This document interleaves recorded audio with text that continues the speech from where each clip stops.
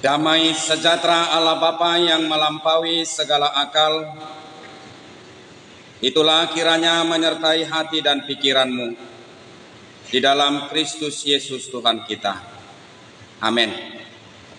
Bapak Ibu, saudara-saudara yang terkasih dalam Kristus Yesus, kita akan sambut firman Tuhan dari Mika 7 ayat 7 sampai dengan ayat 13. Demikian firman Tuhan.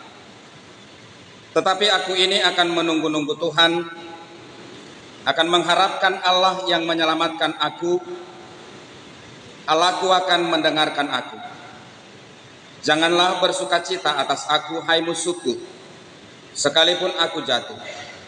Aku akan bangun pula, sekalipun aku duduk dalam gelap, Tuhan akan menjadi terangku. Aku akan memikul kemarahan Tuhan, sebab aku telah berdosa kepadanya, sampai ia memperjuangkan perkaraku dan memberi keadilan kepadaku, membawa aku ke dalam terang, sehingga aku mengalami keadilannya. Musuhku akan melihatnya, dan dengan malu ia akan menutupi mukanya. Dia yang berkata kepadaku, di mana Tuhan Allahmu? Mataku akan memandangi dia. Sekarang ia diinjak-injak seperti lumpur di jalan. Aku datang suatu hari bahwa pagar tembokmu akan dibangun kembali. Pada hari itulah perbatasanmu akan diperluas. Pada hari itu orang akan menghadap engkau dari Asyur sampai Mesir, dari Mesir sampai sungai Efrat, dari laut ke laut, dari gunung ke gunung. Tetapi bumi akan menjadi tandus oleh karena penduduknya sebagai akibat perbuatan mereka. Demikian firman Tuhan. Bapak Ibu, saudara-saudara yang terkasih dalam Yesus Kristus, bisakah pada hari ini engkau mencoba untuk setia?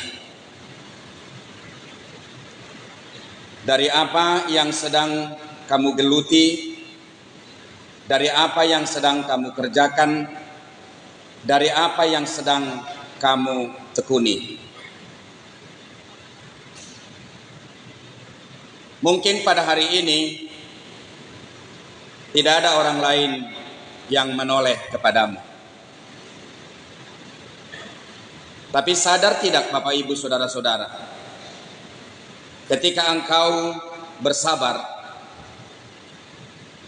ketika engkau senantiasa mengerjakan itu dengan setia, ketika engkau senantiasa mengerjakan itu dengan ketekunan, itu adalah magnet yang bisa mengundang mata orang lain supaya semakin tertuju kepadamu. Mungkin pernyataan itu kamu dengarkan, tapi dalam hatimu bisa saja percaya atau tidak percaya. Setialah dalam perkara kecil, maka Tuhan akan memberikan perkara besar bagi dirimu. Ketika engkau setia menekuni itu, ketika dunia porak-poranda, kau akan menjadi pribadi yang tenang menghadapi segalanya. Dan ketika engkau telah mendapatkan hasil dan mendapatkan buah, orang yang menganggap engkau rendah pada dulunya, mereka akan hormat terhadap dirimu, dan mereka akan mengancungkan jempol terhadap dirimu. Dan puncaknya Bapak Ibu saudara-saudara, engkau akan menjadi pribadi yang layak diperbincangkan bagi banyak orang. Ternyata dia adalah orang hebat, yang sebelumnya dia adalah orang yang tidak pernah diperhitungkan, tetapi pada hari ini dialah satu-satunya orang yang bisa membawa kita ke arah yang boleh memperbaharui hidup. Untuk itu, saudara-saudara yang terkasih dalam Yesus Kristus, hidup ini bukan mengandalkan otot. Bekerja keras itu perlu, tapi tidak selamanya mutlak. Yang terutama adalah bagaimana engkau membentuk karaktermu. Itu yang terbaik. Bagaimana engkau membentuk pertumbuhanmu. Itu yang terpenting. Jadi jangan mempergunakan segala kekuatan otot tapi tidak menghasilkan apa-apa. Tapi justru bagaimana militansimu dibangun secara berproses. Dan itu nikmat bagi orang yang menikmati. Tetapi bagi orang yang tidak menikmati, itu menjadi sungut-sungut. Dan itu tidak akan pernah membuat dirinya berkembang. Saudara-saudara yang terkasih dalam Yesus Kristus, terutama adik-adik kami di sini, engkau diperbincangkan orang lain, bukan karena engkau undang mereka membicarakan dirimu, tetapi karena mereka melihat apa yang bisa kau hasilkan dalam kehidupanmu. Bapak Ibu, saudara-saudara yang terkasih dalam Yesus Kristus, kita kembali ke nats ini. Allah terpaksa menghukum umat Tuhan, khususnya juga bangsa Yehuda di dalam nats ini. Apa yang terjadi dalam proses keberlangsungan kehidupan orang Yehuda pada waktu itu? Ini sekitar tahun 720-an, di mana waktu itu terjadi kemerosotan moral yang sangat luar biasa. Maraknya ketidakpedulian, ketidakadilan, keserakahan. Ibadah berlangsung kepada Allah Yahweh, tetapi itu hanya sebagai lip service saja. Namun sebenarnya di dalam proses keberlangsungan ibadah itu hanyalah berhala yang dominan ada di dalam hati mereka. Yang jelas dalam kondisi kehidupan daripada umat ini berlangsung kehancuran tatanan kehidupan sosial masyarakat. Allah terpaksa menghukum umat ini, menghardik umat ini, khususnya juga bangsa Yehuda, sebab dosa dan pelanggaran yang mereka lakukan sudah keterlaluan dan telah melukai hati Allah yang paling dalam, dan sekaligus menodai identitas umat ini sebagai bangsa pilihan Allah. Saudara-saudara yang terkasih dalam Yesus Kristus, Allah begitu sakit hati ketika umat ini sampai hati mencari perlindungan melalui aliansi politik dengan bangsa-bangsa besar, khususnya yang beragama kafir pada waktu itu, yaitu adalah bangsa Asyur, di mana mereka terpaksa menurut mereka harus menjual identitasnya, menjual integritasnya kepada bangsa Asyur. Saudara-saudara, inilah yang membuat umat ini untuk memilih hidup di tengah ketidakpastian atau memasuki kegelapan sejarah. Dan atas keadaan itulah Bapak Ibu saudara-saudara, Allah marah dan menghukum umat ini. Di situasi tersebut Allah mengutus Mika untuk memberikan proses penyadaran bagi umat ini, untuk membawa umat ini kembali ke jalan yang benar, untuk menikmati segala hukuman yang Tuhan berikan kepada umat ini tanpa bersungut-sungut, dan memikul segala hukuman atau konsekuensi dari pelanggaran yang mereka lakukan terhadap Allah. Tetapi apa yang dialami oleh Mika? Justru musuh-musuhnya berkata kepada dirinya, "Di mana itu Tuhanmu? Apa yang bisa dibuat Tuhanmu?" Apa yang bisa dilakukan Tuhanmu? Bukankah engkau pada hari ini seperti orang yang mengaku bahwa engkau adalah mengenal Allahmu yang kuat dan perkasa itu? Tetapi kenyataan kamu mengalami sendiri. Tuhan yang kamu nyatakan itu hebat adalah Tuhan yang tidak mampu melakukan apa-apa terhadap dirimu. Tuhanmu telah dipeti kemaskan oleh kekuatan yang berlangsung di tengah-tengah dunia ini. Bapak, Ibu, saudara-saudara, kalimat singkat yang disampaikan oleh Mika terhadap musuh-musuhnya, kau tidak usah anggap remeh terhadap saya, sebab Tuhanku belum selesai berperkara terhadap diriku. Sebab Tuhan yang saya sembah dalam kehidupan saya adalah Tuhan yang senantiasa melakukan yang terbaik bagi diriku.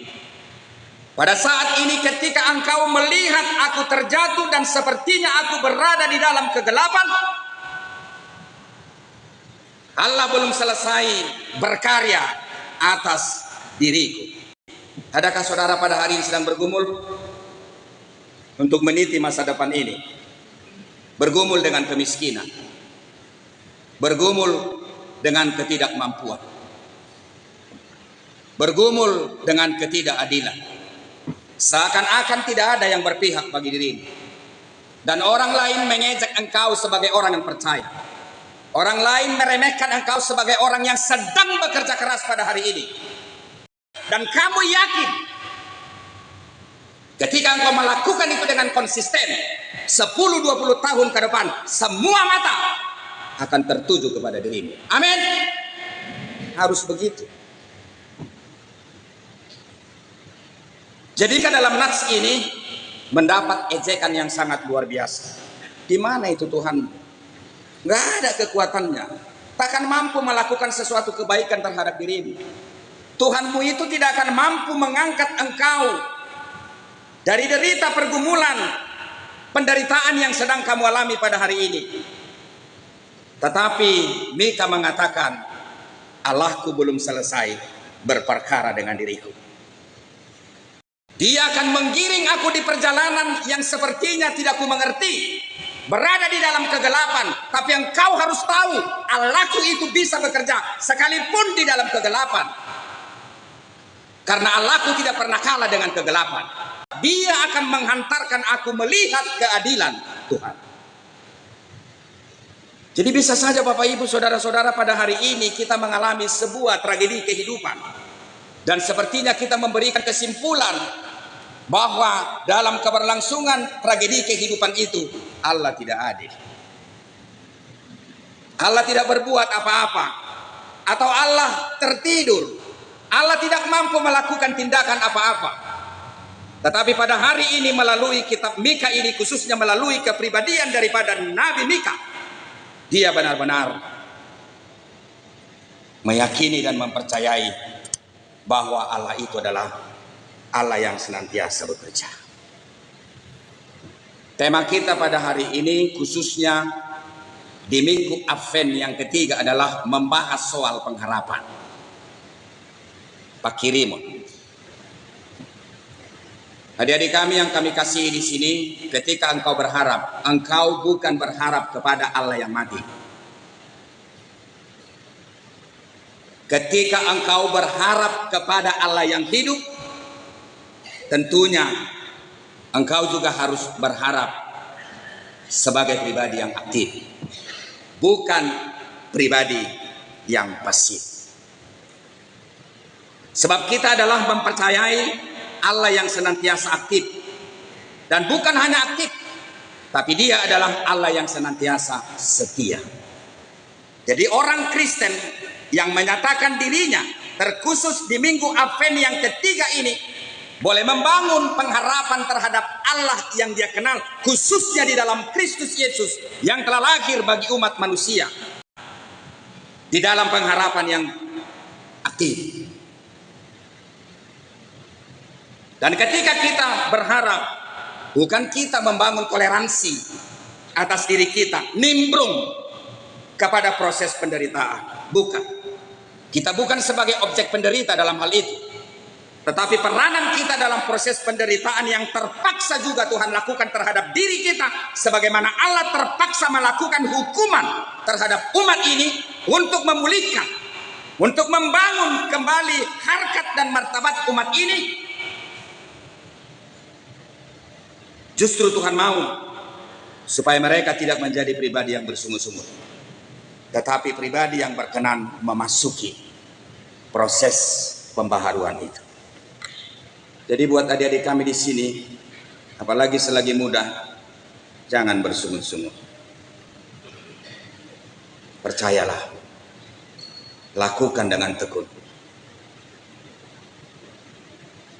Keberhasilan yang engkau inginkan, yang engkau cita-citakan, telah menunggu di depanmu.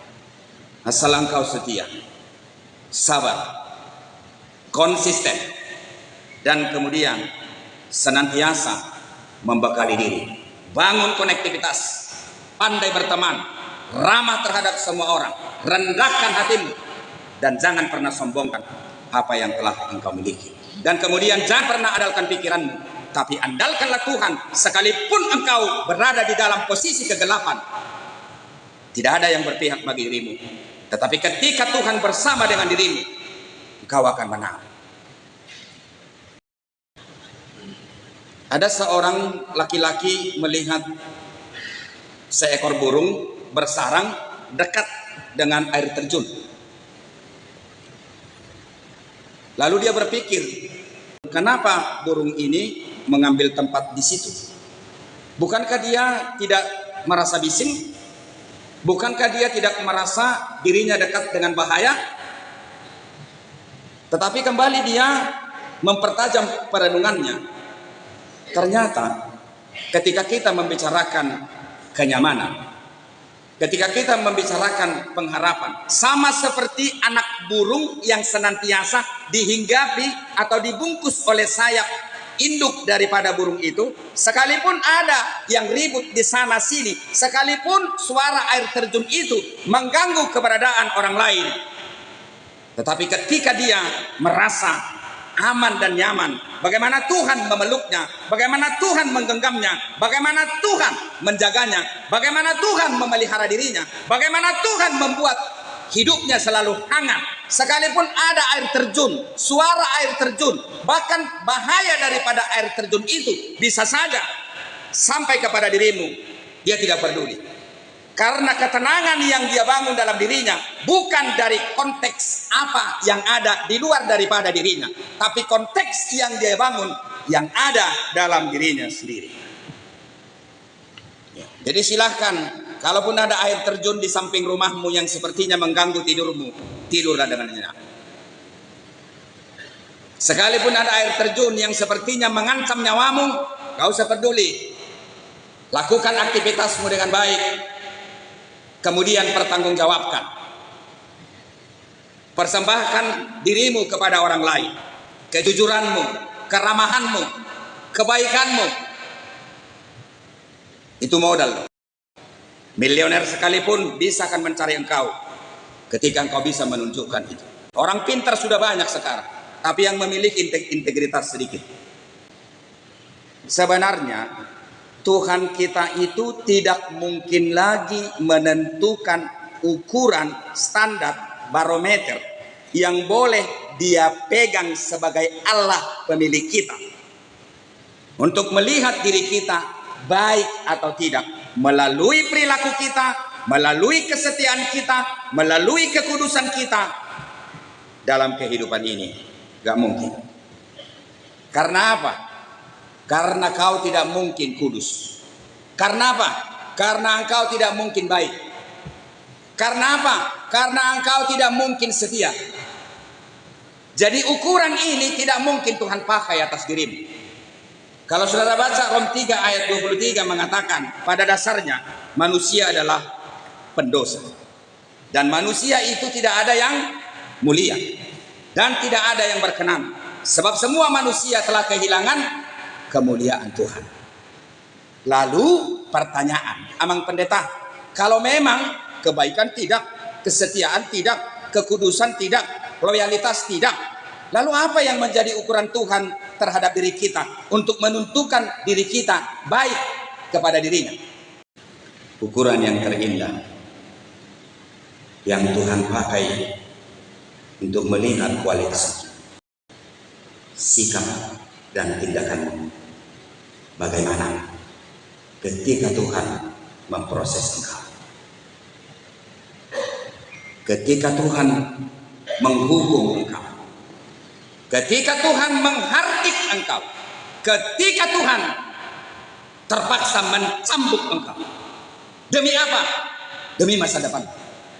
Demi apa? Demi kebaikanmu. Agar engkau tidak terlalu jauh melangkah. Agar tidak selamanya engkau dalam hidupmu menyakiti dan melukai hati Tuhan. Maka dia terpaksa. Mungkin mengikat kakimu. Mungkin mengikat tanganmu. Dan menyumpal mulutmu. Kebaikanmu dilihat. Ketika Tuhan melakukan hal itu, bagaimana sikapmu? Hanya dengan cara itu sebenarnya Tuhan menentukan siapa kita.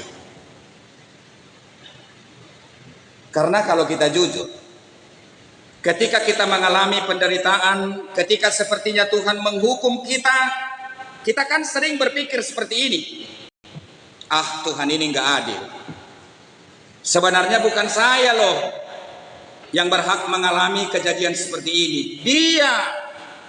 Dia lebih jahat kok dari saya. Saya masih bergereja sekali-sekali. Kenapa saya yang mendapatkan ganjaran ini? Kenapa bukan dia? Sering seperti itu kan? Yang kedua, kita sering mencari kambing hitam, membela diri dengan berbagai alasan dan menyimpulkan bahwa sebenarnya saya tidak pantas mendapatkan hukuman ini. Yang ketiga, kita sering marah-marah, bersungut-sungut. Yang keempat, kita sering panik dan mungkin merasa diri kita tidak berguna atau tidak bermanfaat. Yang keenam atau yang terakhir, menganggap hukuman itu menjadi ganjaran, dan itu kita anggap menjadi sebuah akhir dari segalanya. Bapak, Ibu, saudara-saudara, sikap seperti inilah yang tidak mendewasakan iman dan kepercayaan kita. Dan sikap seperti inilah yang tidak diingini oleh siapa? Yang tidak diingini oleh Tuhan. Sebelum khotbah ini kita tutup, coba buka handphonemu, lihat ayat itu pelan-pelan, supaya kita bisa meniru karakter daripada Mika dalam nats ini, dan sekaligus menjadi pegangan bagi kita supaya kita bisa memiliki kriteria dalam diri kita ketika menghadapi pergumulan, penderitaan, bahkan mungkin hukuman atas pelanggaran yang kita lakukan yang bersumber daripada Tuhan, agar semua itu menjadi berkat bagi diri kita dan bukan menjadi malapetaka. Yang pertama, Mika itu menerima ganjaran itu dengan pengakuan bahwa dia bukanlah pribadi yang benar, bahwa dia bukanlah pribadi yang layak di mata Tuhan. Dia tunduk dan patuh kepada kedaulatan Allah. Sebab apa dan kapanpun Allah punya hak untuk menghardik dan menghukum dirinya. Jadi kita yang hadir di sini, semua kita berdosa. Tidak ada yang tidak berdosa. Kapanpun, dimanapun, dengan cara apapun, sebenarnya kita harus mengakui Tuhan punya kedaulatan untuk menghukum kita. Jadi jangan ada yang sok benar, jangan ada yang sok kudus. Di gereja manapun engkau beribadah, jangan ada yang sok kudus. Tidak ada orang yang kudus. Tetapi menuju kepada kekudusan itu ada. Menuju kepada kebenaran itu ada. Apapun status kita, kita memiliki identitas yang sama. Kita membutuhkan pertolongan Tuhan. Sebab kita pada dasarnya adalah apa? Manusia berdosa dan manusia yang telah kehilangan kemuliaan Tuhan. Jadi bagi Mika, kau punya kedaulatan Tuhan untuk menghukum diriku. Kau yang tahu apakah saya benar atau tidak benar. Kalau pada hari ini saya adalah nabi, yang kau utus ke tengah-tengah umat ini, lalu engkau menghardik, menghukum, mencambuk daripada umat ini demi masa depan daripada umat ini. Aku harus menerima itu dengan baik. Sebab itu adalah hakmu, sebab itu adalah kedaulatanmu, sebab itu adalah bagian daripada cinta kasihmu kepada orang-orang yang engkau pilih dan engkau kasih. Yang kedua, Mika itu sadar dirinya adalah sebagai pribadi yang terdakwa dan rela menduduhkan rasa bersalah itu terhadap dirinya. Adik-adik kami di sini, jangan biasakan melimpahkan kesalahanmu kepada orang lain. Bahkan lebih baik ketika saudaramu bersalah, biarlah kau menanggung kesalahan itu. Lihat apa yang berlangsung dalam nats ini. Sebenarnya Mika bukanlah pelaku daripada kejahatan dalam nats ini. Yang menjadi pelaku dalam nats ini adalah siapa? Umat Tuhan. Bukan dia yang menjadi pelaku. Dia adalah hamba Tuhan yang diutus oleh Allah untuk umat ini, untuk Yehuda. Tapi dia mau menjadi tumbal daripada efek daripada bencana yang dialami oleh siapa? Yang dialami oleh umat Tuhan itu. Jadi dia sadar sebagai pribadi yang terdakwa dan rela menuduhkan rasa bersalah itu terhadapnya.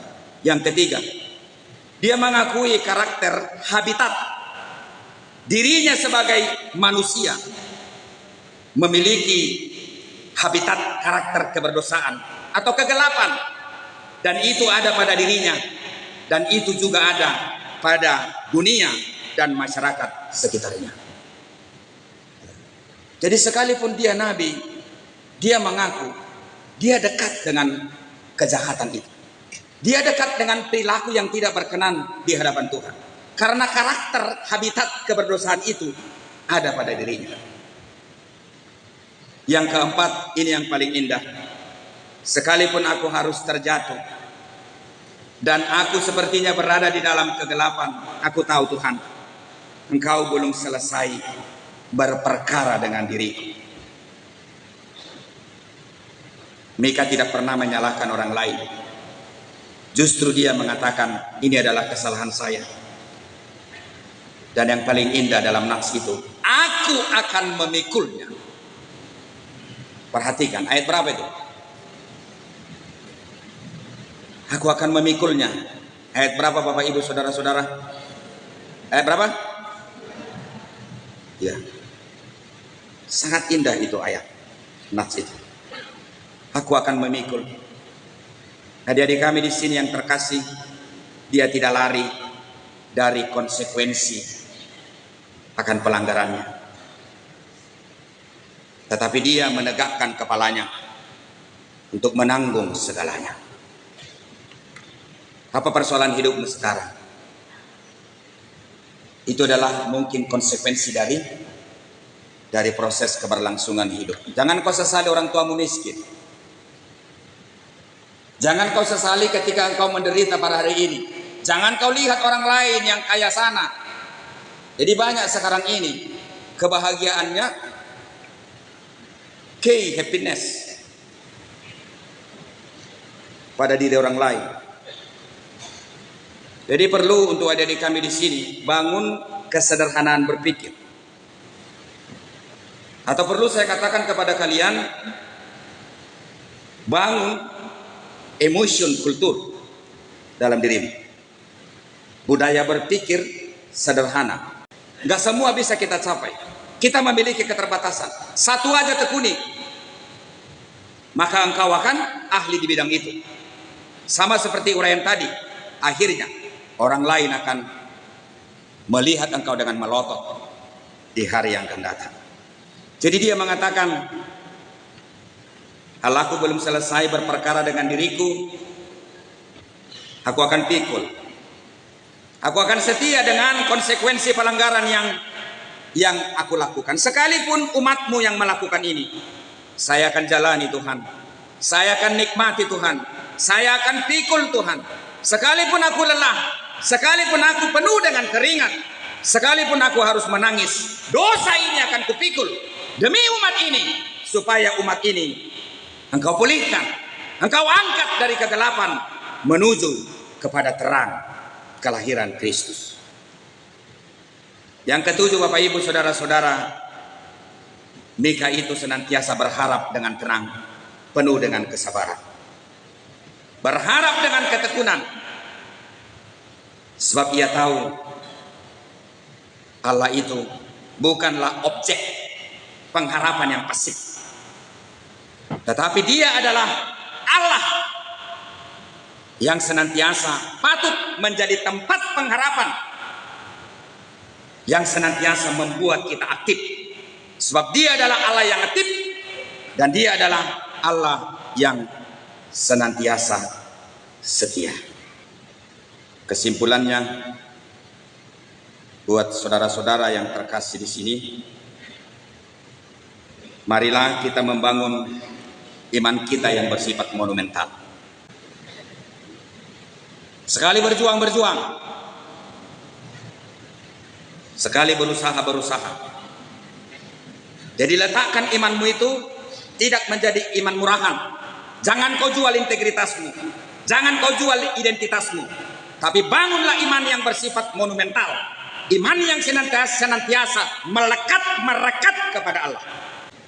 Sebab dalam proses menjalani kehidupan ini, jatuh itu biasa, dan jatuh itu sudah pasti.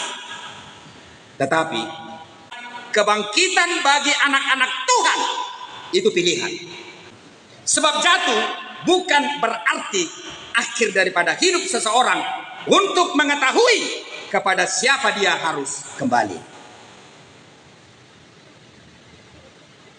kepada siapa dia harus berharap, dan kepada siapa dia harus menggantungkan dirinya supaya dia mendapatkan keselamatan. Ketika saudara sekarang berada di dalam kegelapan itu, pulanglah ke rumah, ke Bethlehem, ke minggu ketiga yang mengajarkan kita berpengharapan dengan sempurna. Sebab pada minggu ketiga ini, minggu Advent yang ketiga, Kristus lahir. Itulah yang menjamin keselamatan kita masing-masing. Tetapi ingat, buka hatimu, buka hidupmu, supaya engkau berkenan dibaharui.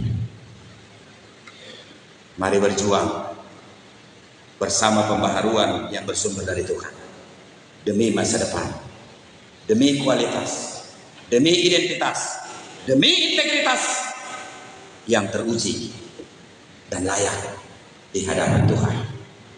Amin.